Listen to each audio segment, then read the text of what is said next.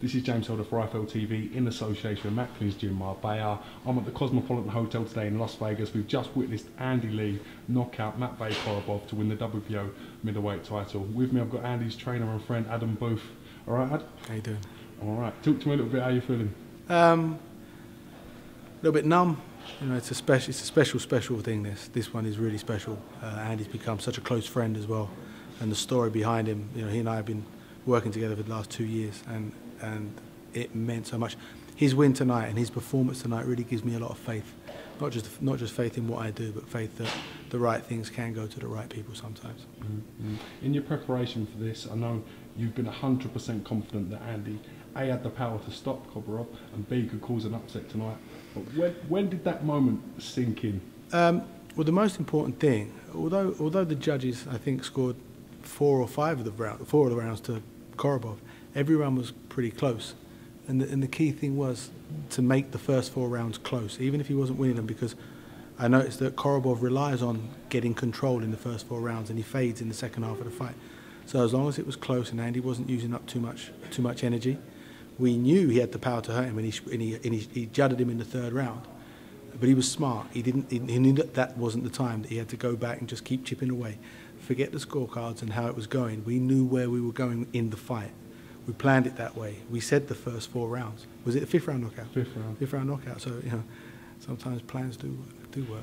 So when he rocked him in that round, was you just saying to Andy, keep to your boxing? I just shouted out page 1.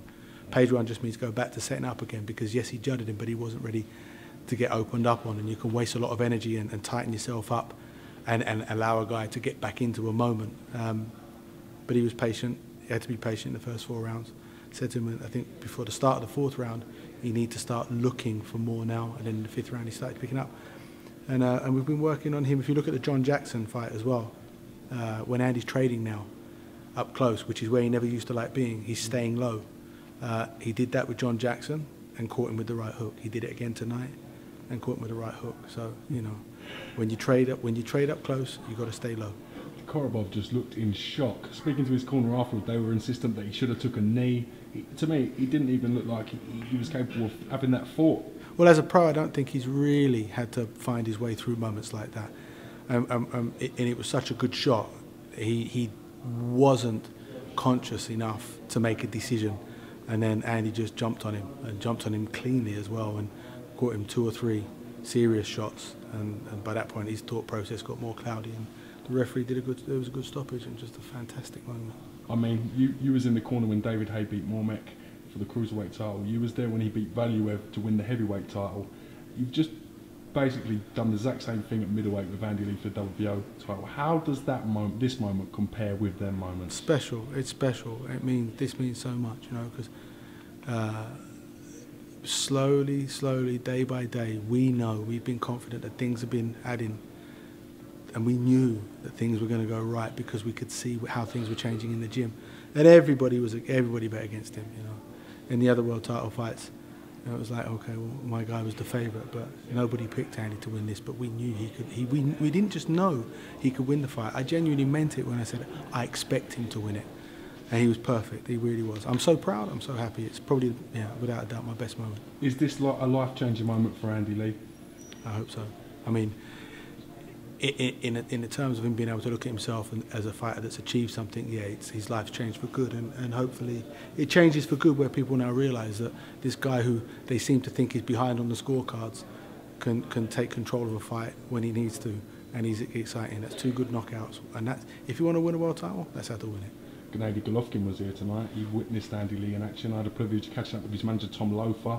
He's talking about Andy Lee as a potential opponent for Gennady Golovkin. Now, Andy Lee winning this title could have huge implications for the middleweight division and for the middleweight division in British boxing.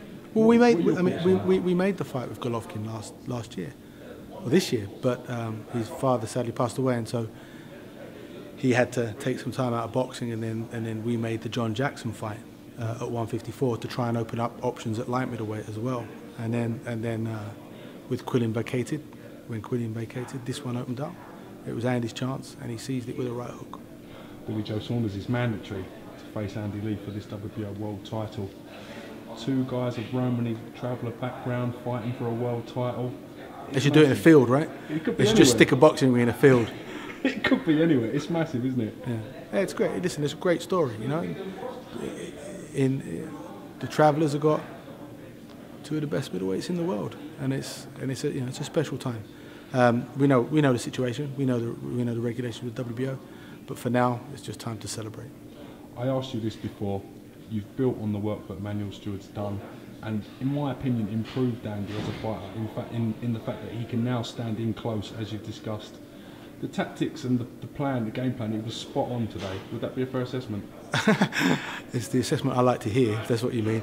Like I said, we knew that KOROBOV always liked to get control, and if Andy tried to look for too much in the first 4 rounds, he was going to give KOROBOV chances. I think in the first or the second round, Andy started trying to lead with the left hand, and that played into KOROBOV's style. So when he came back, I just said, be patient, stop looking for it. His legs will slow down and you'll start to find him. I just didn't realise that he would find him and clean him, you know, so quickly. The belt Andy won today, again, a lot of Irish legends have had this belt, Steve Collins in particular, yeah. So it must be extra special for Andy. I mean, listen, you're gonna shut this camera down and we're gonna go and celebrate, and we're gonna indulge all those little moments. Where are we going tonight, Booth? What's Downstairs. the plan? This is not going to be far, because I don't think I'll be able to travel too far back to my bedroom in a little while. Listen, congratulations to you. Most importantly, congratulations to Andy Lee.